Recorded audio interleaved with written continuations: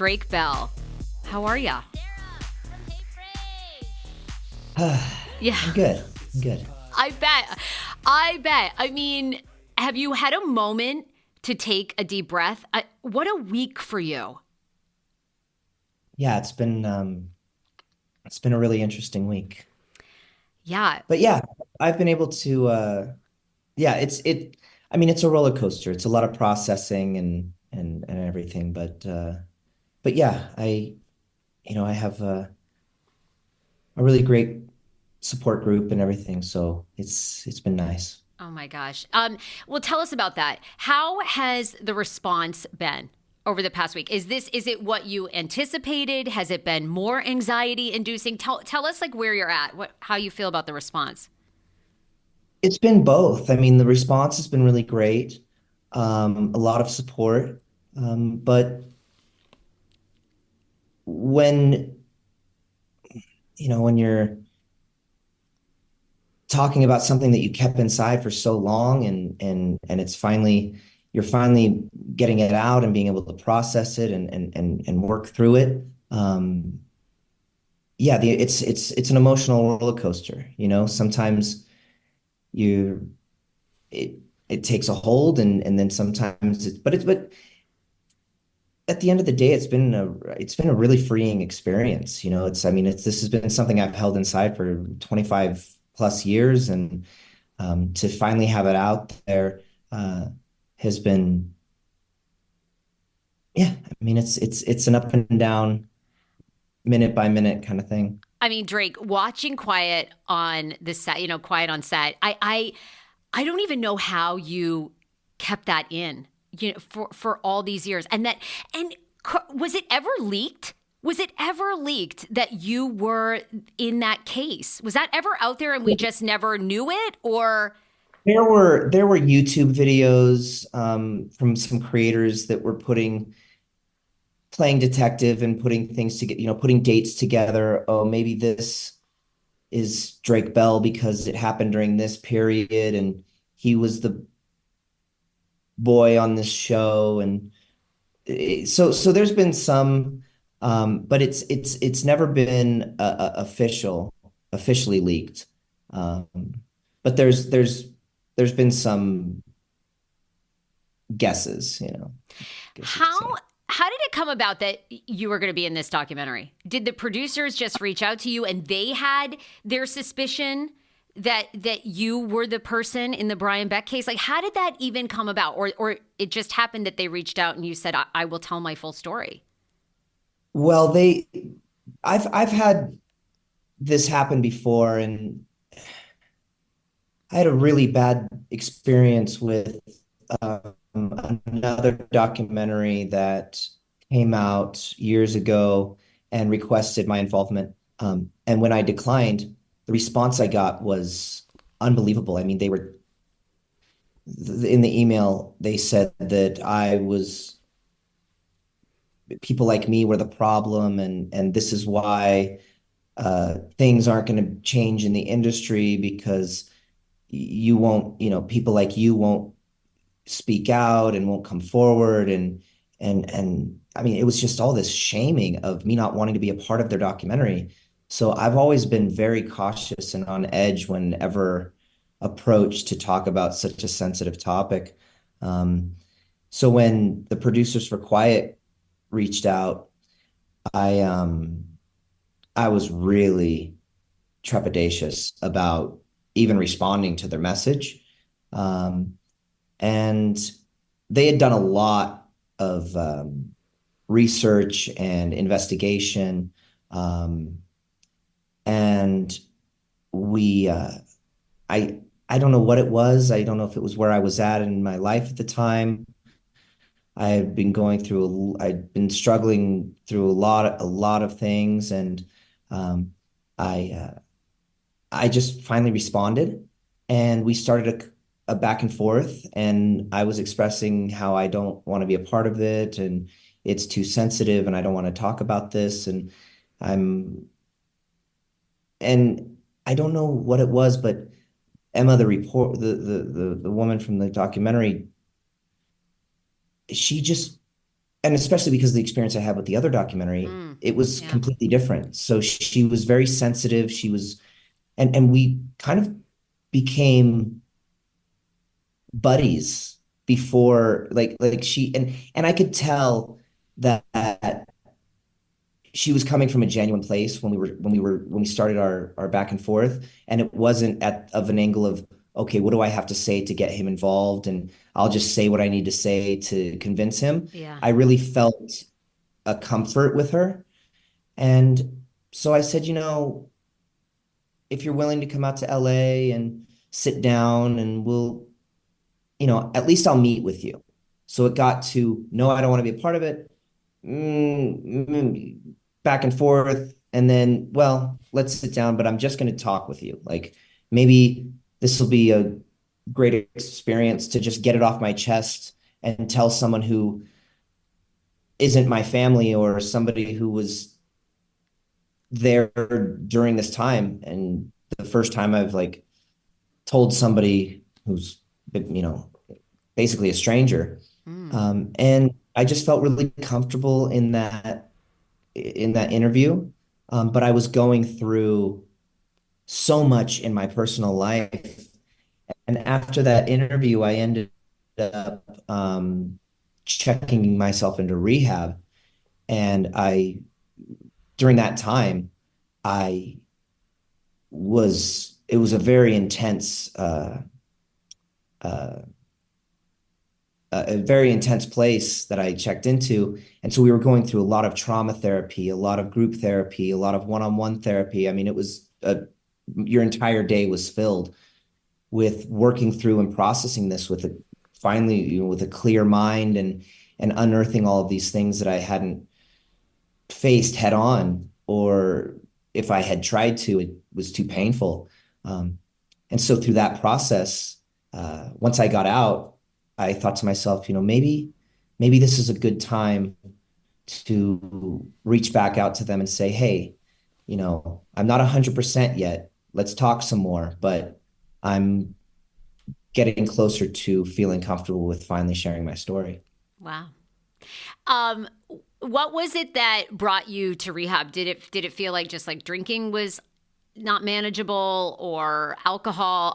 Well, obviously alcohol, but drugs. Like, what was it that felt unmanageable in your life that you thought, okay, I need You know, a patient program? it's interesting. It wasn't, I don't think at this point it was, I need to go get clean and sober. I mean, I was making bad decisions and doing things that would, harm myself and harm others. But my mind was spiraling. I Mm. was, I was dealing with so much inside that I, I think I just reached my breaking point. And that's what I found really interesting about, and helpful about going to rehab, was it wasn't just about getting your system clean and not, okay, all right, I've been this long amount of time without anything, so I'm all better now. Let's go back to the world. Um, it was really going through and processing, what is the cause, and what's making you act this way, or make these decisions, and in these ways. And it really was more for my mental state. It's incredible that you had that awareness, because some people go their whole lives and never deal with traumas in our lives. I've been in therapy for years, and my therapist always tells me, what you resist persists. And it's one of my favorite sayings, because obviously you and I had different childhood experiences, but like my dad died fairly suddenly when I was 14. And in my family, you talked about it for 2 weeks and then you were expected to move on. And of course, death doesn't work like that. Something traumatic, That like, generation, that era and generation was, I mean, I'm sure we're very close in age. It was like that yeah. back then. It was move on. I wondered if I'm about 4 or 5 years older than you are, but I wondered Mhm. if your parents were they like that when when you called them and you had told them about the situation with Brian, I mean, did you guys talk about it for a while? Then you had to live the trial, which was, I'm sure, brought up Yeah. everything more magnified. But then after the trial, was it like, okay, we're just going to go back to just trying to be a normal family and move on? No, I mean this had a profound effect on my mom, on my dad, on my brothers, my sister, my nieces, my nephew. I mean, it Mm, was some of the younger nieces and nephews are just learning about it now, but it had a really profound effect on my family, and it's something that we've dealt with ever since it happened. So my family, either although I'm my family is, a classically broken family and separated, and but we we're all very, very close. And so it has been something that wasn't just swept under the rug. It's been something that we've been battling for many, many, many years. Look, that's also one of the things that's so amazing about this documentary is your dad sat down Yeah. and your dad was so vulnerable. And so, I mean, that your dad had this gut feeling, for years and was willing to say that. I mean, that's hard to say. Yeah. Yeah, and it's very, I mean, my dad is a very emotional guy, and he he just has such a big heart, and I was very cautious about involving him. Um, but I was getting this feeling of, even though I was battling with, oh my gosh, what am I doing? Telling my story, should I be doing this? But also with that feeling of, wow, oh, it's all out there now. I can get it off my chest. Yeah. And um, I felt that maybe that would be cathartic and beneficial for my dad to be able to do. And as a parent, um, now having the experiences as a parent that I've, for the short amount of time that I've had, I kind of had a realization of like, I'm sure that my dad, oh, I'm gonna start crying. Oh, I'm sure my dad has puts a lot of blame on himself, you know, and and I thought that this might be an opportunity for him uh, to realize that uh, you know that it's one person's fault. It's not sorry. no, take your It's time. No, I'll cry too because I think what that documentary did is it really showed how you never think it's going to happen to you or your child, and and how slowly over time somebody works into your unit, your family unit, or works on you as a child, and before you know it, you're in a situation that a lot of kids are in. Maybe they spend the night at somebody's house, and lots of times nothing happens, and then sometimes it's the start of something terrible. I thought it did such a great job, all the parents that spoke in that documentary, of how easily and how you can, a lot of things start out innocent enough, right? We can justify, yeah, like they talked about the different scenes, the different conversations in the writer's room. You're like, okay, yeah. well, that kind of felt weird, but all right. So I'm sure you guys are processing so many emotions. And Yeah, I, and also shedding a light on how, in my case, how if you do start raising questions or trying to go, hey, this doesn't seem right, how you become the target, and it's like, oh, okay, that person, I gotta figure out a way to remove that person because they're in the way of what I want. Um, I think that was brought to light in this documentary as well. Oh my gosh. And I think for child actors, right? And I'm curious your thought on this.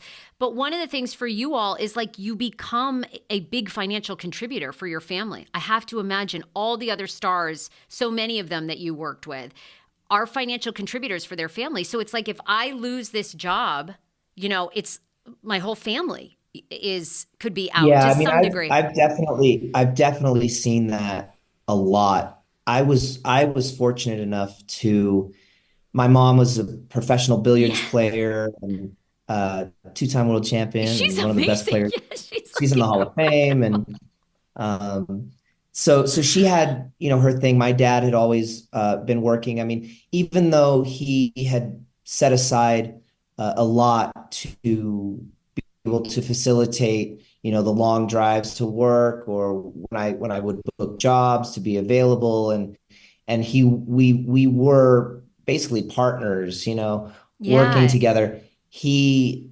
still had a business.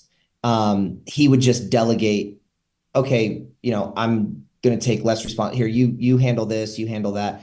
And so um, I was fortunate enough to not have the burden of, oh my gosh, is my family going to make rent next month? But I've definitely seen that in in Hollywood where, parents put this pressure on the kids going, it's your responsibility. I'm sacrificing all of this for you and for your dream, and it's your responsibility now, for us to be able to put gas in the car. And that's a lot. I'm really thankful that wasn't a burden for me, but I think that's something that Brian saw and knows and knew was very prevalent in Hollywood. So I think that was a very easy way for him. And at my age, I didn't know that 50% of my money was going to taxes and that 10% comes out for agents and 15% for managers. I mean, I knew that, but you can't calculate in your head. So he was putting in my brain, Drake, you should be rich. Like you did a commercial you should have had $250,000 from that. And your dad's stealing your money. I mean, look how much it happens in Hollywood. Like your dad's taking your money.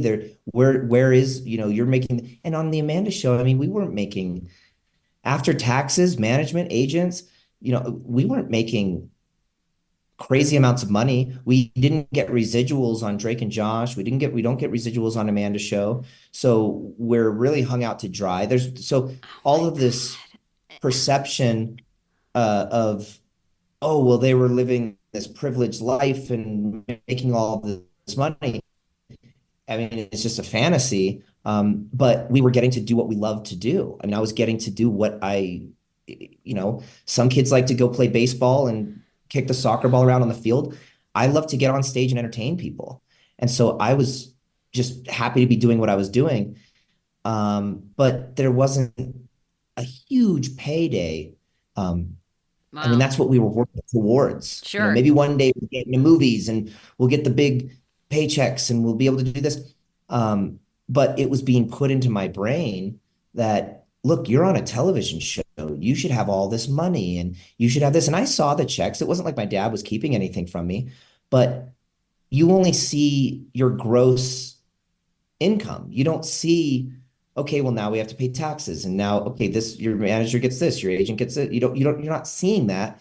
And when you have somebody that's so, infiltrated your life saying, oh, something is amiss here, then you start to believe it and you start to go, well, yeah, I mean, I'm working so hard. Like, where is all that money? And then as an adult, you realize, oh my gosh, like that was all a tactic. How do you feel overall about the documentary? Do you think it was there anything left out that you were hoping would be put in there? Is there anything you feel like wasn't explored enough? As far as left out, I think that the no residuals is a big thing Mm. because that only happened in kids' TV. I mean, if you worked on a network show and you were a minor and you were on Two and a Half Men or you were on Fox or you were on ABC, you you were able to perform and do your job and knowing that if you have a successful show and it gets syndication and I mean this is something that can set you up for life and maybe some people at that age go, hey, I really enjoy this right now, but I have other interests and I would like to explore um, in my future. And so it would be nice to have something set up for me when this is all over. And they have the opportunity to have that.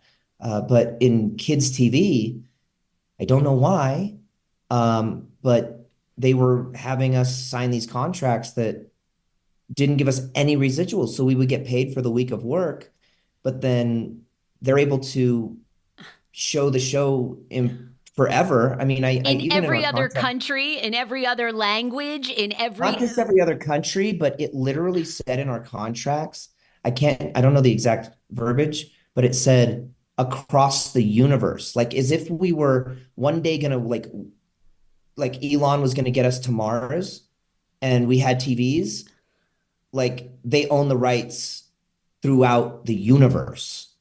I mean, not just if it plays in another country, but and we'd never get any residuals for that. And so it was interesting when the SAG strike happened and people weren't getting residuals for streaming. I really felt that because I was like, man, this is what we've been fighting for and dealing with for so long. And it really is.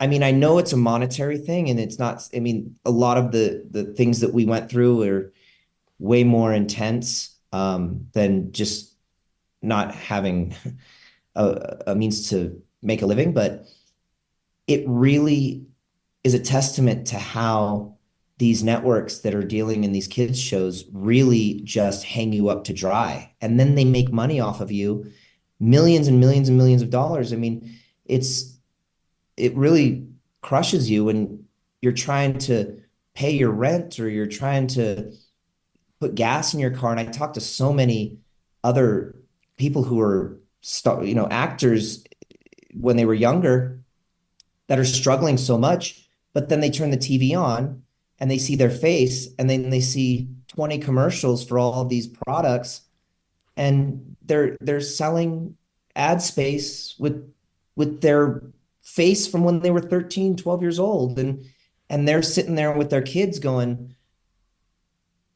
I mean, I I don't mean, know what's going to happen next month. So crazy. I mean, I mean, the abuse, the hanging you up to dry. And I mean, we really felt like we were chewed up and spit out and nothing from the networks at all.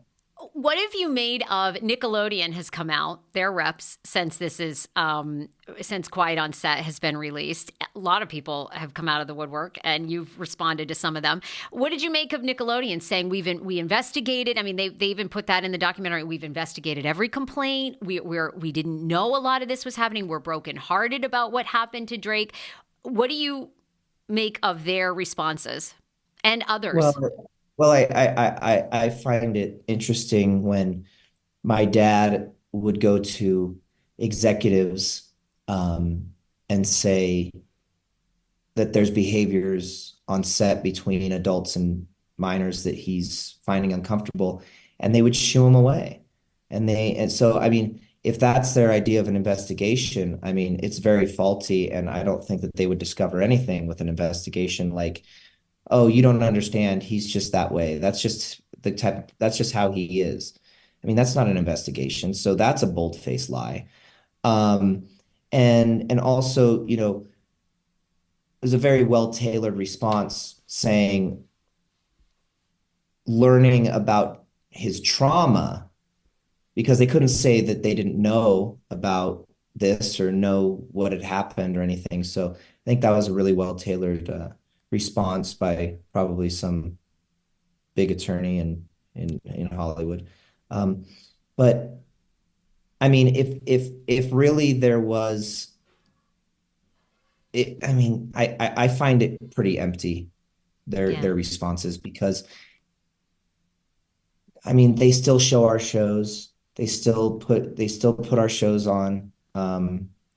And you know, I have to pay for my own therapy.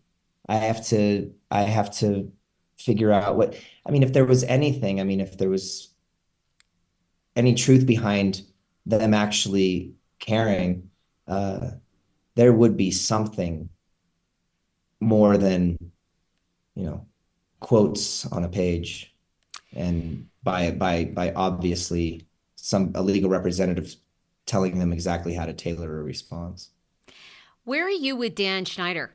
I mean, in the documentary, you say Dan is the one that was one of the only people that called you when this happened and said, "How can I help? What can I do?"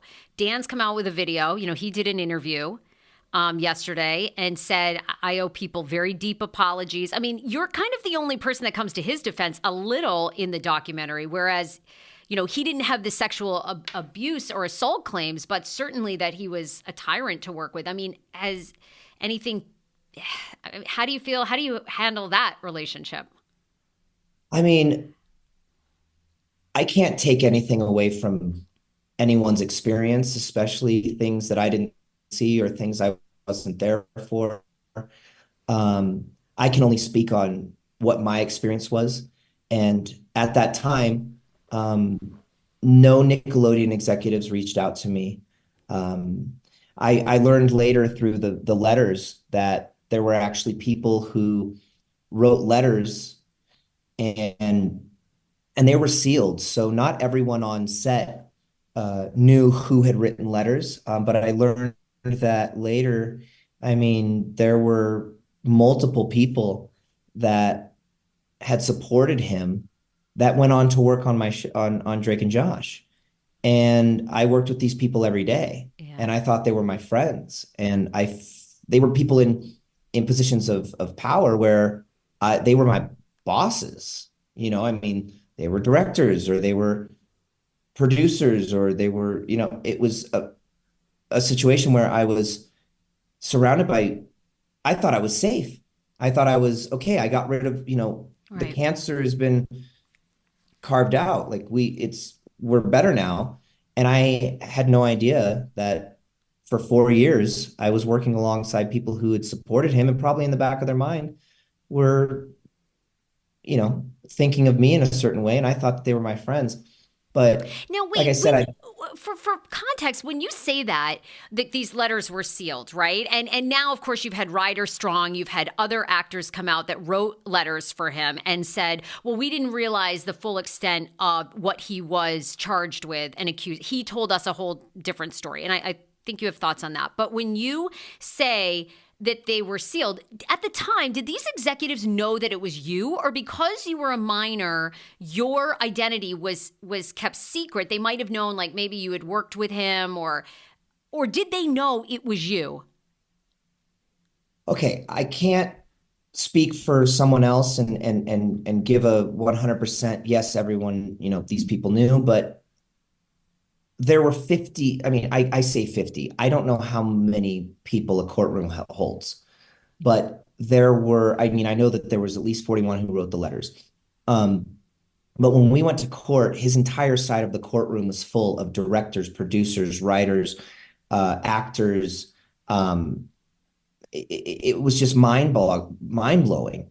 And I was just sent into like a state of shock when I walked into that courtroom. And people that I thought were my friends, people who knew me, people who I worked with, and so to say that people in the industry didn't know, I mean, I think would be um, a little naive, because everyone talks, everyone. And so, because when Dan reached out to me, it was prior to the court hearing where everyone was there. Mm. Um, and so it made sense for him to ask me, does this have anything to do with you? Is this, did Brian hurt you? Are you okay? Like, is this, and which I responded, because I had worked with Dan for quite some time at this point, and I felt comfortable enough in our relationship to be able to open up to him more than I would probably somebody else.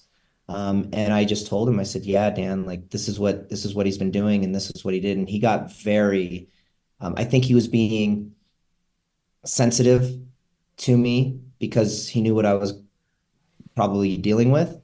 Um, but I could tell in his voice that he got there was a lot of hurt and anger, and Mm. he, but he was very sensitive to me. Um, and that was my experience. So, but watching the documentary, you hear other people's the things that other people are saying, and you can't, especially with what I've been through, um, and you just have to. I can only react and respond to what I've actually experienced, Sure. and also not say anything that would take away from somebody else having the comfortability and the strength and the bravery to tell their story, and to share their experiences. So, but he was he really helped me through that time. Uh, Mm. it was shocking. So it and then learning later. I mean, it was totally re-traumatizing to later get these letters, which I just got last year, and seeing. I mean, it was every letter I turned, it broke my heart when I would see the name at the end of the letter and go, "What? We were. I thought we were friends." And the way that they portrayed me in the letters and Oh all of my this, it God. was. I mean, in the documentary that you had to be like that Brian had to be tempted. I mean, this is a fucking minor. It's like, Well, what? I was also I mean, Sorry, I there shouldn't be. was, no, But it's I mean, okay. it's It's it's okay. outrageous. Um, I mean, you watch this and your blood boils. Your blood yeah. boils as a parent, but as a fan of these shows, as like now working, still in the entertainment business. I mean, these letters from respectable actors and actresses is. I mean, for them to say, "Oh well, Brian had to be in a position he just couldn't say no." I mean, about a grown man is Yeah. And the first, I say this in the documentary, but the first experience when it started to shift and go south, um, I was sleeping on his couch, which I'd done many times before and didn't feel anything strange, and there was never anything weird. And um, I mean, maybe I did have some feelings of like, okay, like, come on, dude, like, but I woke up to it happening. And so to read that he must have been so pressured and tempted and this, I'm like, I mean, uh, and every time I slept on his couch, I mean, I would, it's like when you sleep over at your friends, it's like I didn't like change into pajamas. I didn't like put on, I was in my jeans and my shoes were probably on the floor, on the floor, and I was in my shirt that I was like in my clothes, like I just like crashed on the couch. Um, but then waking up to that and then reading this in the letters is like, but what did I do? I woke up to this happening. And so it's just, it's tragic. And I'm sure that, people were told different things, but at the end of the day, if you have a friend sit you down and say, I did this thing with a minor, but it's his fault, and try and frame it in any, I mean, I couldn't imagine a way that someone would frame that to where I would then still be their friend. I mean, unless it was, I'm being accused of something. I did not do this. It's going to come out. They're going to do an investigation. They're doing an investigation. Someone is saying something happened and it did not happen. And this is going to be proven and you will see, please get behind me. That I could understand friends going, all right, well, let's let this play out. Let me see where this goes. Let's see this play out. And at sentencing, if these things come out and they're proven false, then all right. but to sit there and say, yes, I did this, Yeah, he but confessed. Yeah. it's not how they're painting it. I mean, I I can't imagine framing it in a way where 41 people, adults, say, "Oh, well, that totally makes sense how you're telling me. That makes sense." Has anyone called you and genuinely apologized and you feel they are sincere? That wrote the letters? Yeah. Or No. anyone in general? Wow. No one. No, Wow. no one that wrote the letters.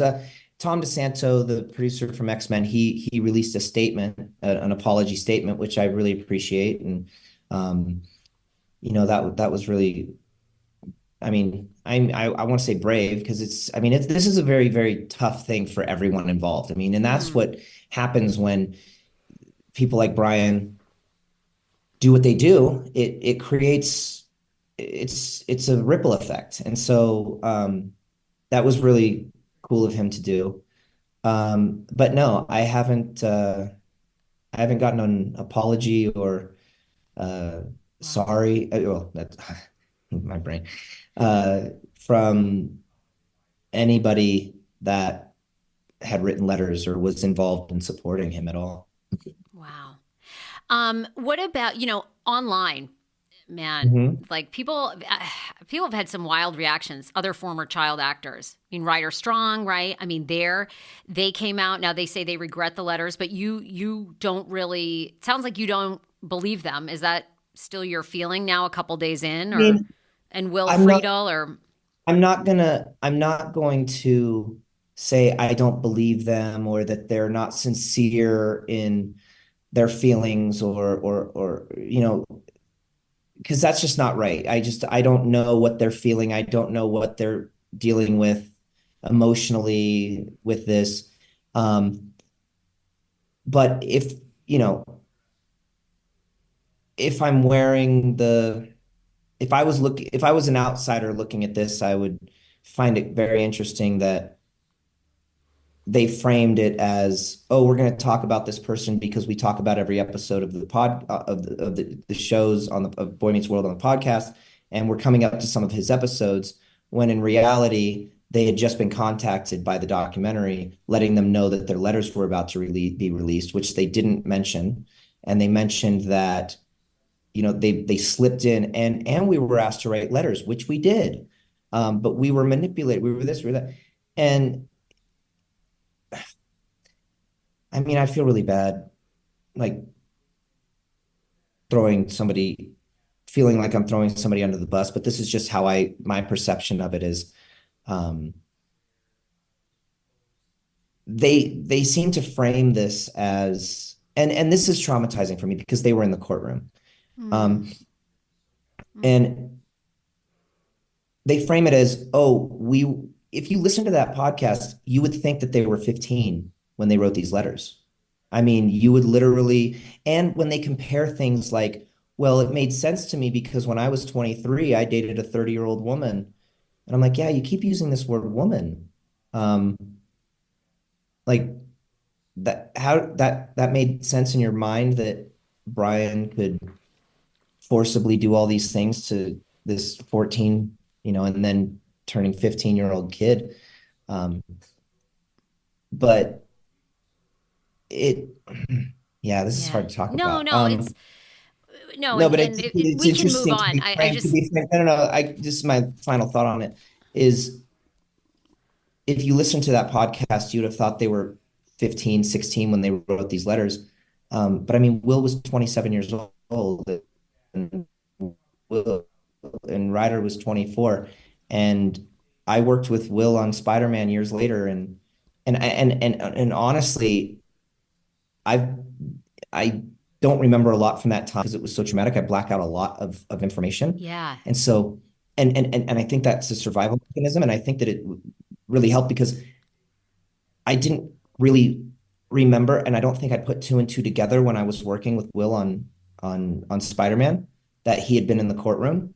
I was just working with another actor and we were doing our thing and got along, but um he says on the podcast, I really want to sit down with this guy. I hope he's doing okay.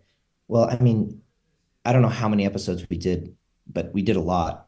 And I mean, there was ample opportunity to do that. And there still has been. And I don't know. But that's, yeah, I'm probably saying too much on that subject because, like I said, everyone deals with trauma in different ways. Everyone has made mistakes in their life Sure. and gone left when they should have gone right and have regrets, and we're all human. And I mean, I'm not one to speak of not making mistakes in my life. I've definitely made bad choices and done things that I regret and am remorseful for and need to process and work through. So that's just how I feel about that. But Yeah. I mean, Well, I I mean, can't take anything away from their sincerity and their honesty and their bravery on sharing that on such an open forum. I mean, I really can't, yeah. because I don't know.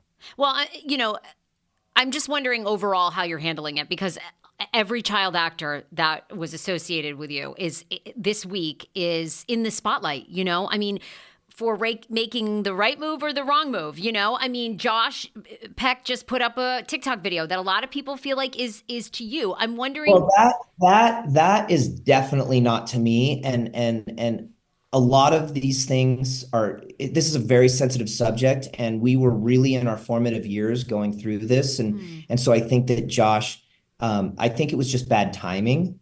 I think he was just using a TikTok sound that he thought was funny and decided to use, and it might have just been like the perception is kind of bad timing for him. But I mean, he's reached out to me personally, and we've talked, and he's I was there. I know how much this affected you and what you were. I mean, I saw what you were going through.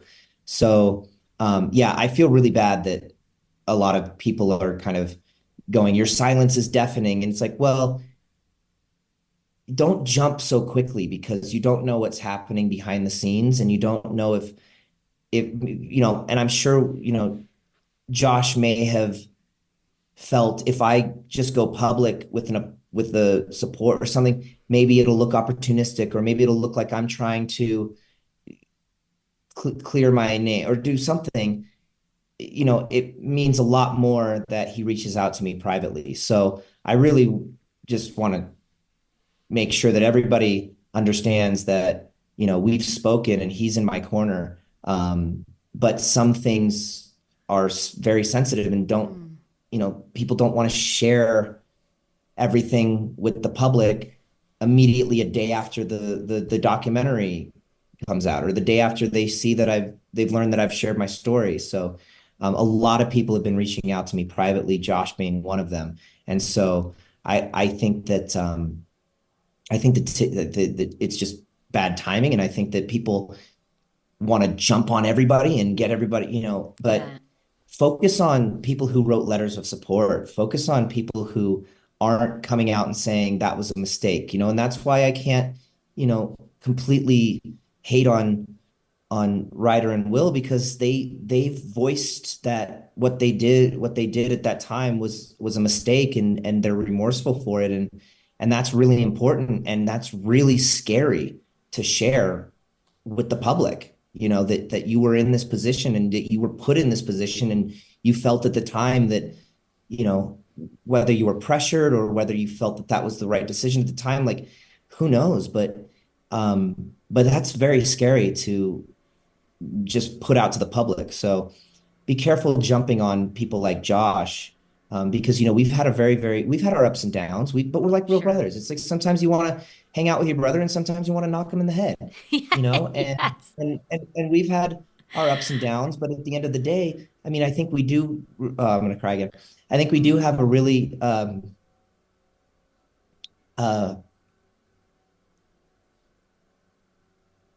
special relationship, and uh, I would always be there for him, and I know that that he would be the same. And I know that there's been some catty remarks and things that have been said by him and by me, but I don't want the public jumping on him because he has, in my times of struggle and times of pain, he has been somebody there that has um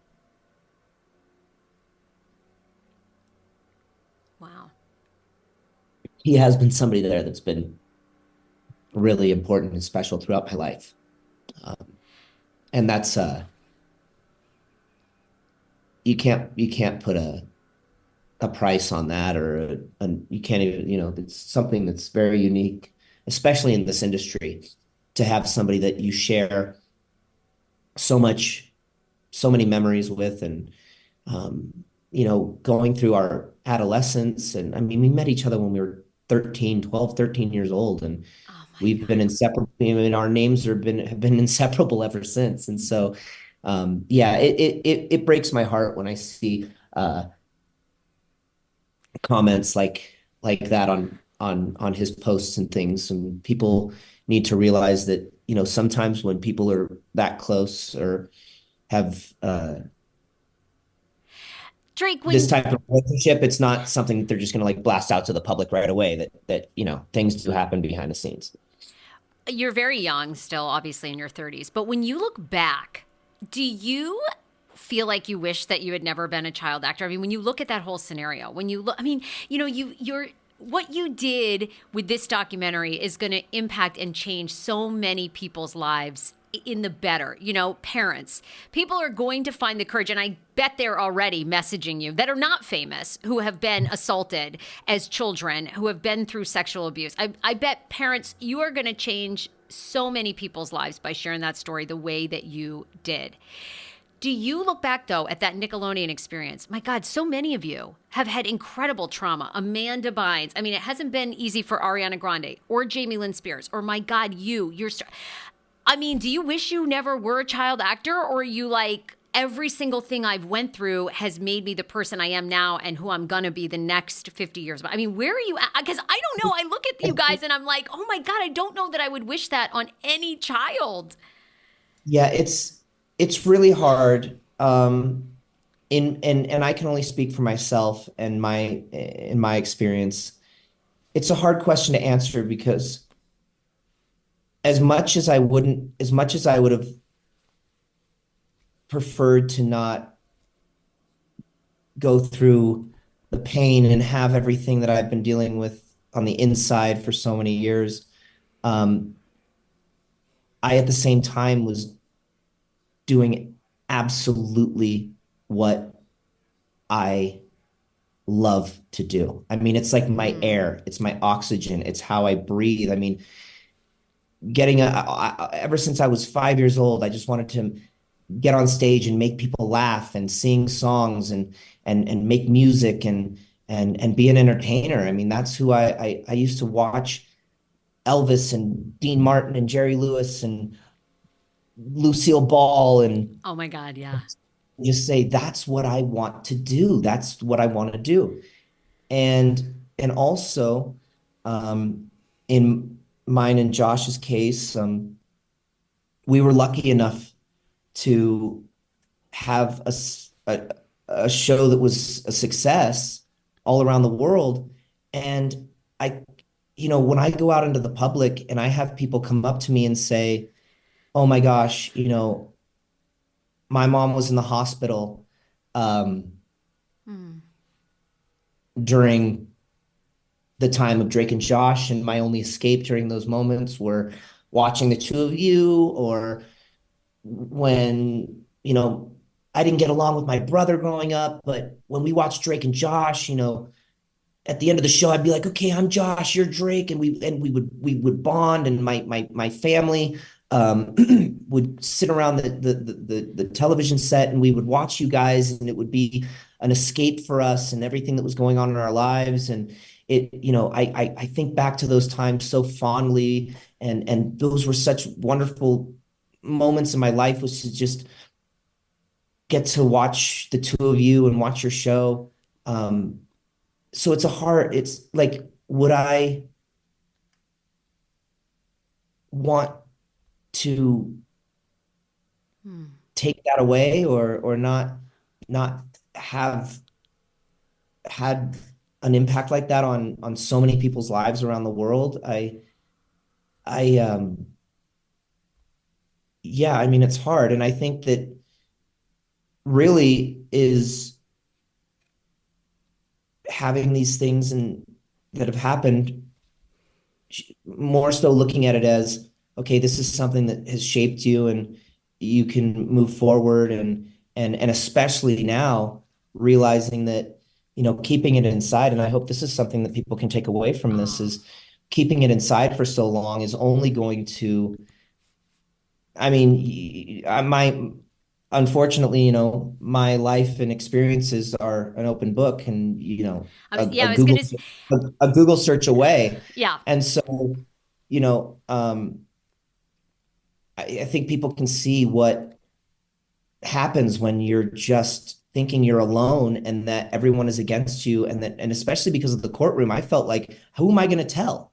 They're just going to go on that side of the courtroom and write a letter. So who am I going to tell? I had a very, very small group of people from the industry that I could trust. I had a friend of mine who was a makeup artist on Drake and Josh, is one of my dearest friends to this day, who was always there for me, always in my corner, always supported me. We were like family. It was someone I could cry to. It was somebody I could talk with, but it was a very small group of people. And um, so having all of that build up and kept inside for so long, I mean, you see the DUIs, the problems in my relationships, and you end up hurting people along the way. And then, but I think, going back to your question of the decision to go into rehab, was everything that was happening was just so, you start, because it's, even though you might not know yourself completely, because Hmm. there's a lot of processing and things that you have to work through. But you do know yourself, and when you're doing things that are so out of character for who you are and who you want to be and who you envision as what you give back and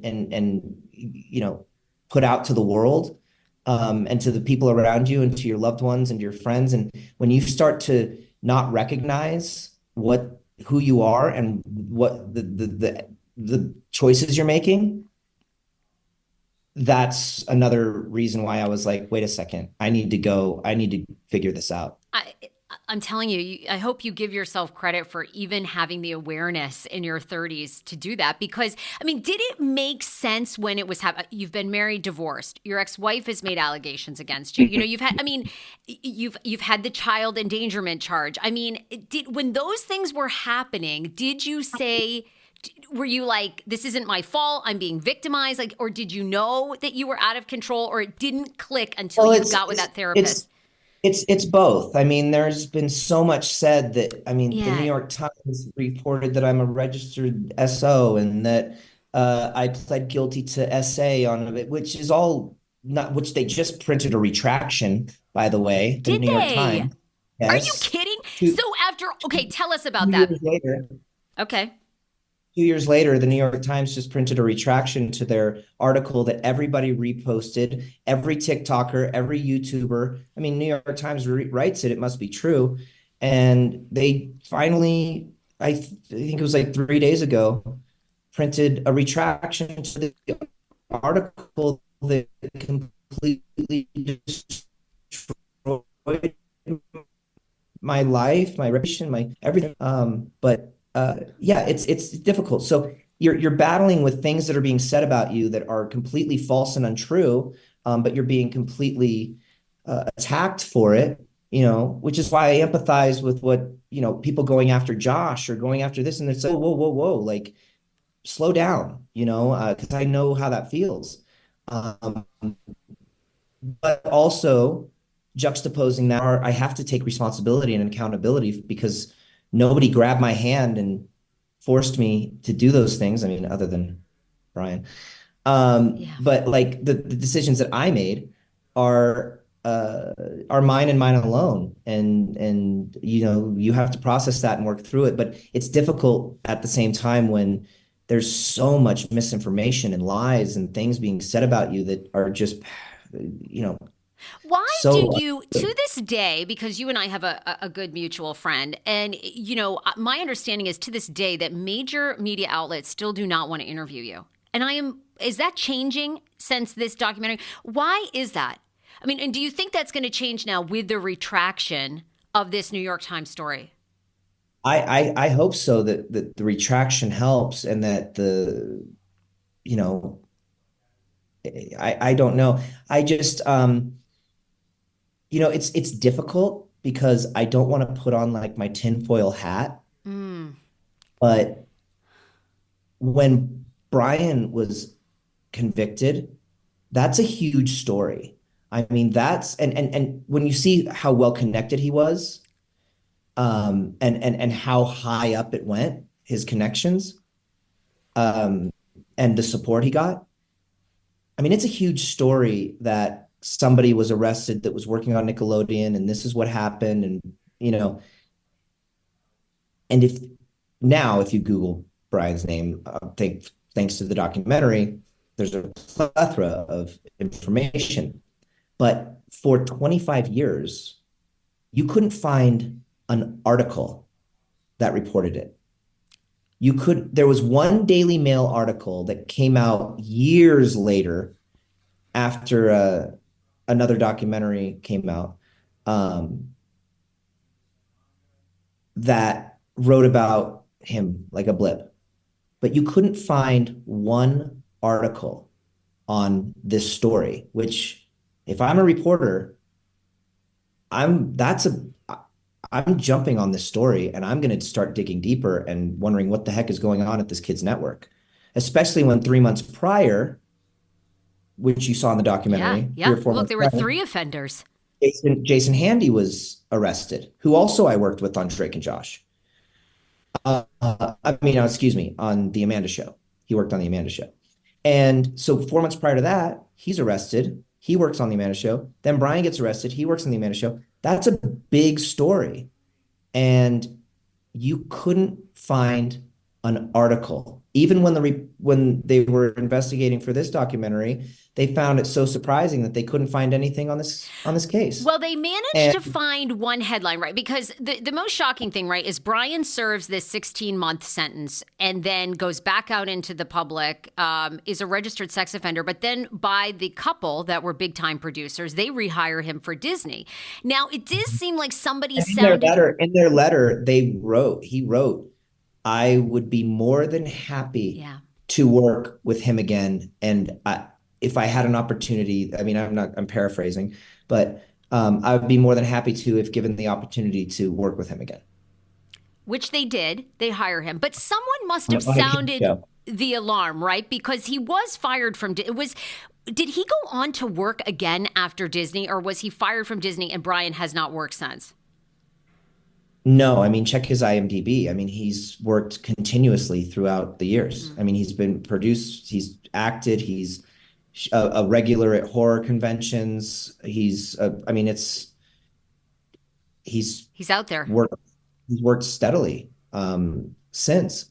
But yeah, it's interesting because there's no media coverage on this story, but my DUIs are blasted everywhere. And I know there's a difference between because they're like, well, who is this guy? But it's still to not find one article, maybe it's not blasted or whatever, but I mean, there was, and maybe this is my conspiracy brain, but I mean, there was a major media suppression on that story.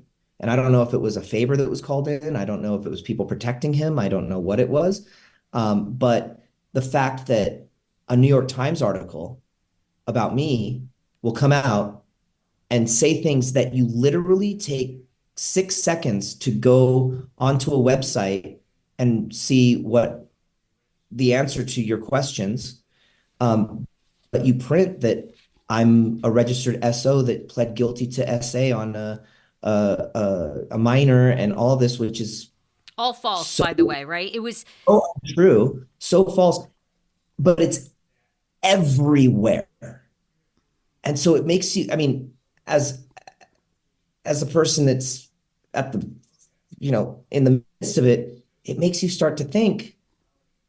And then once I saw these letters, because I didn't know the letters existed, I thought, okay, yes, there's bad actors in Hollywood. Keep your keep your antennas up. Be very diligent on, and be very careful. But I didn't realize that it was an onion, that there was all of this support and all these people who had just felt like, oh yeah, that's fine. That's no big deal. I had no idea that we were surrounded by those people too. There is a perception online with the public that Hollywood protects predators. I mean, and that Hollywood is a predatory ring. I mean, it started with Corey Haim, Yeah. and Well, I'm so the fact that we have, because and they link the word conspiracy to all of this. I mean, if Corey Feldman says something, if this actor says something, if this young star says something, oh, it's just a conspiracy. It's just this. It's just that. They shoo it away. But I got 41 letters in black and white that show me exactly what this is. This has nothing to do with somebody putting the puzzle together and creating some grand conspiracy. I mean, I have in black and white. I would love to work with him again. It wasn't his fault. So one of the letters said he must have been pressured beyond belief until he finally caved. I mean, yes, that was these one. are the people who are going on and working and making major motion pictures and working on television shows. And, I mean, Alan Thicke, TV's favorite dad. I mean, think about that. You have somebody who the world sees as the TV's favorite dad working on a show with kids, and he's the father figure writing a letter in support of someone who has just admitted what they had done. I mean, it was so shocking, and it's so new to me because Mm. I knew people were in the courtroom. I saw it. I didn't, I've blocked a lot of the faces out. There's some that are burned in my retinas because of the way that they were looking at me. And it was a very scary situation. Um, and some people I grew up with watching, maybe I didn't know them, but I grew up watching, and now they're in a courtroom staring me down as I look at them and say, you know, you're going to remember this for the rest of your lives, and I'm going to remember what happened to me, and that's what I'm going to take away from this. But I hope that you one day realize and don't ever forget that you sat in this courtroom. Um, and so it's new to me because I didn't know that these letters existed. Drake, did they explain in the documentary how those letters became unsealed? Was there like a how did that happen? Did they ever Yeah, explain that?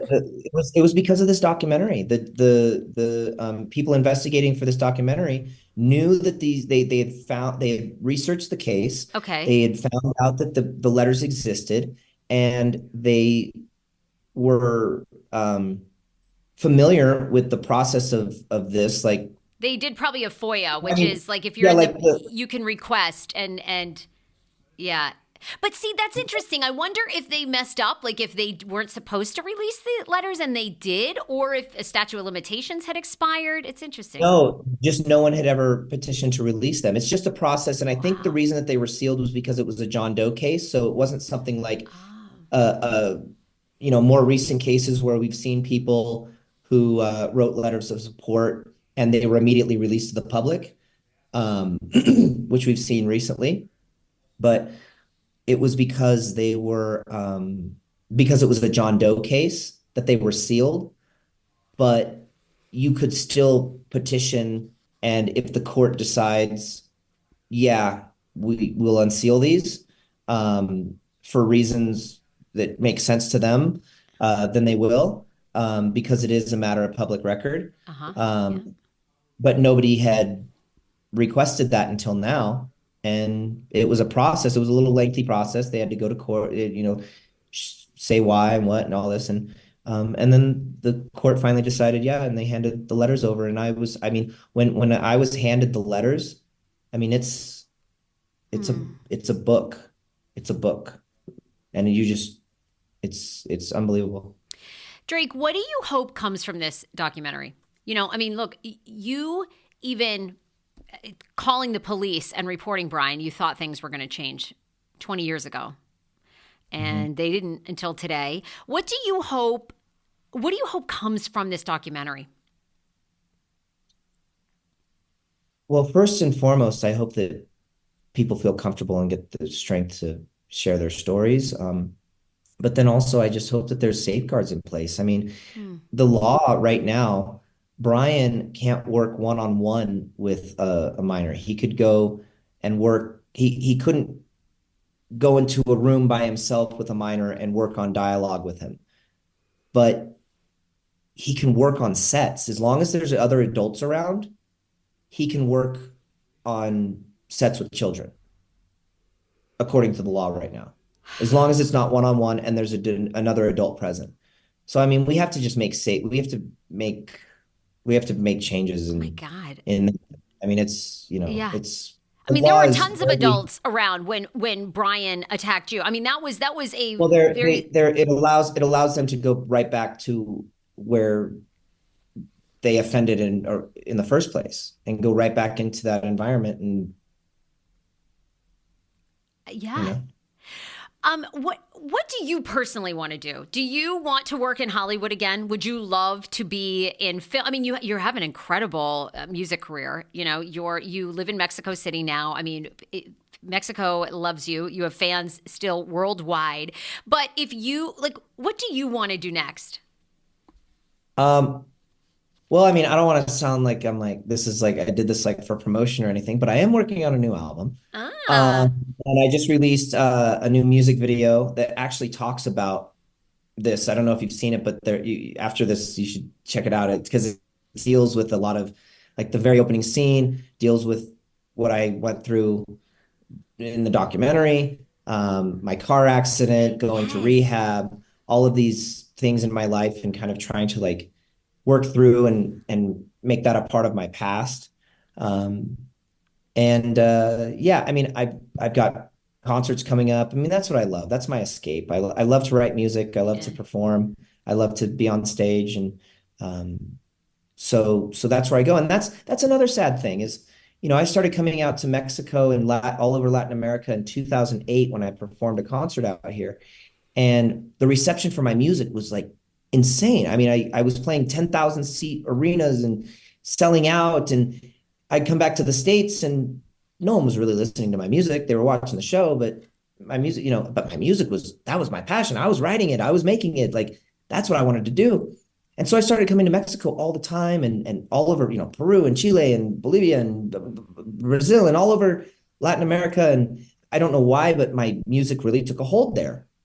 And so I was going to where my fans were and getting to play these big concerts and festivals and 50,000. I played in Peru to 100,000 people. And I come here and it's an incredible feeling.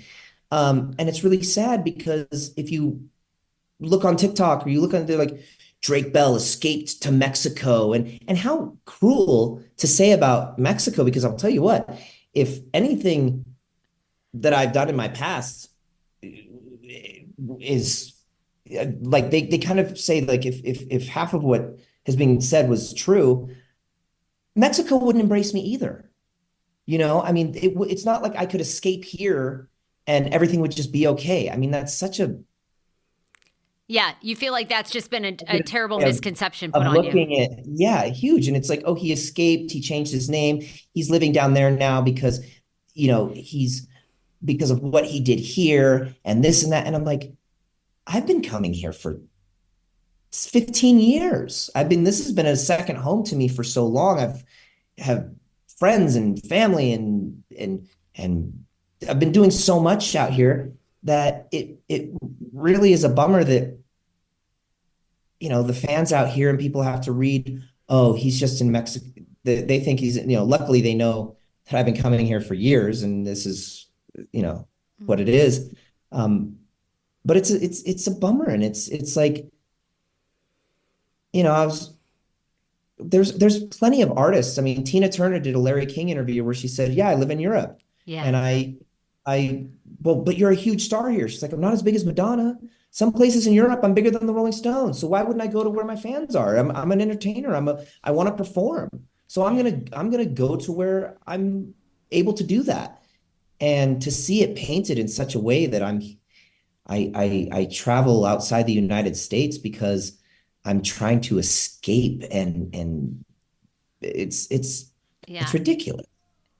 I mean, Drake, look, I could talk to you for 2 hours. I mean, I really could. I want you to come back because, no, I mean, we didn't even get into, like, I just think it's fascinating, like, at what age you learned to speak Spanish. Like, you're an incredible, you're so smart. You're so comedic as an actor. Did you ever do stand up? I mean, I could talk to you for hours. So I want you to come. Josh was definitely the stand-up. I never had the courage to go do Really? that. Yeah, no, he was the one at 10 years old that he was getting on stage and making people laugh. We used to go out and watch him. He'd do some stuff at the Improv or the Comedy Store, and I was always blown away because I was like, he'd get off stage and I'm like, man, first of all, you killed it, and second of all, how do you, like, I can get up on stage and perform a song, but to get I up on stage know. and expect and tell a joke and hope people laugh, I mean, that's the most terrifying. It's terrifying.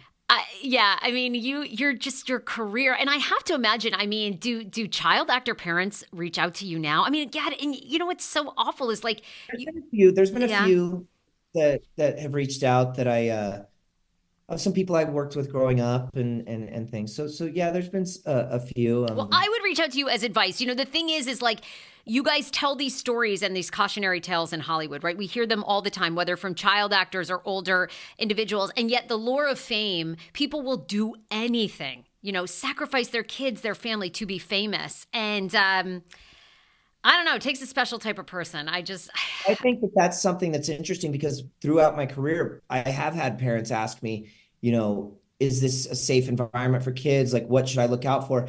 And I had an answer. It was, look, there are, just like if you're taking your kids to karate class, if you're taking your kids to soccer practice, be there. Don't leave them alone. Don't trust anyone with your kid. Doesn't matter who it is. Don't trust anyone. But now with these letters, it's a whole different, I have to structure a whole different answer because well, I guess, okay, but one last thing though is because like it seemed like when you guys were all little, like 9 years old, 10 years old, there was no problem. Like your parents were all there. And they in the documentary, they say that about Amanda Bynes' parents, about other child actors. But then once you guys got to like 15 and you sort of began thinking for yourself, that's where that trouble, it seems like, began because it's like you are almost too old to, you either could get emancipated from your parents, I mean, what advice? I mean, how do you deal with a teenager? yeah, I mean That's it's the tough hard. because yeah, that's the hard part because you 13, 14, you know everything. Your parents don't know anything, especially when you've been in doing something for so long. I mean, if say for example, you've been playing baseball since you were 5 years old and then you're 14, you're 13, 14. I mean, that's a long time to be playing baseball. And then your dad, who doesn't play baseball, comes up and gives you a pointer. You might look at him and go, Right. here, you throw the ball. Show me how you throw the ball. Okay, now don't talk. Now don't tell me how to throw the ball anymore. But it might be a good pointer. It might be something that he sees that you don't recognize because you're not watching you play. It might be something, but you have that teenage angst and that kind of like chip on your shoulder. We all have it of like I know everything. So that's why I think it's just important to, just as a parent, you know, and it's hard, it's life, but try your best to just keep an honest and open and healthy relationship with your child so that when they are in certain situations, they'll look at you as somebody that they respect and that they trust, rather than somebody that's just trying to, get under their skin. Drake, I'm telling you, I was blown away. I speak for so many people when watching that documentary. I mean, your poise, your parent, your dad. I mean, honest to God. I mean, from the bottom of my heart. I mean, thank you for doing that. I think so many of us that are parents and loved you guys. I mean, you really, I don't even know if you felt the energy of like for us sitting there watching what you did, but it's going to have a huge ripple effect. So I hope you and your family are giving yourselves a lot of credit, because man, that for you to tell that story, you're so brave. Thank you. Drake Bell, everybody, you can follow him on Instagram. Amazing album coming out. So much more to come from you. And of course, Quiet on Set is the documentary we all can't stop watching and talking about. Love you, Drake Bell. Wishing you so much more success to come. Likewise. Thank you so much. Thanks.